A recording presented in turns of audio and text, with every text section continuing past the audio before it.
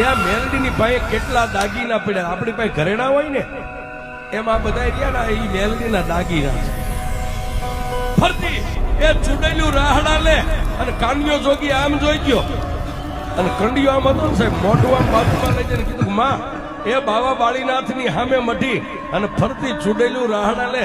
અને તેથી કાનિયા જોગીને માતા મેરડીએ કીધું કાનિયા થડકતો નહીં, બીતો નહીં, ધીમે ધીમે એ ડગલે ડગલે મને મેલડીને યાદ કરતો કરતો બાવા બાળીનાથની મઢીની બાજુમાં જા. કાનિયો જોગી કે પણ મારી આટલી બધી ચૂડેલું મને ભરખી જાય છે કે દીકરા તારે નથી જોવાનું. એ કાનિયા તને હજી મારી ભક્તિની ખબર છે, તને મારી શક્તિની ખબર નથી કે હું મેલડી કેવું.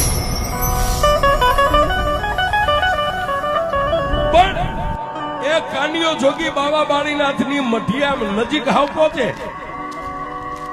ચૂડેલું રાહડા રમતી એક બાજુ ઉભી રહી અને એક ચૂડેલ એટલું બોલી કે એ કાળા માથાના માનવી ક્યાંથી આવ્યો, ક્યાં જવું છે? કાનિયો જોગી કે મારું નામ કાનિયો જોગી છે, શિયાળા ગામથી આવું છું અને કામરૂ દેશ જોવા માટે નીકળ્યો છે. અને તેથી એ કાનિયા જોગીએ મારી મેલડીને કીધું કે મારી હવે ખરાખરીનો ખેલ છે.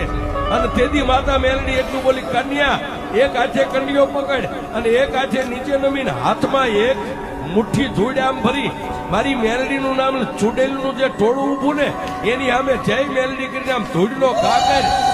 તારા હાથમાંથી ધૂળ છૂટે અને બધી ચૂડેલું ને એ સીમાડાની માથે ધરતીમાં નો ઉતારી દઉં.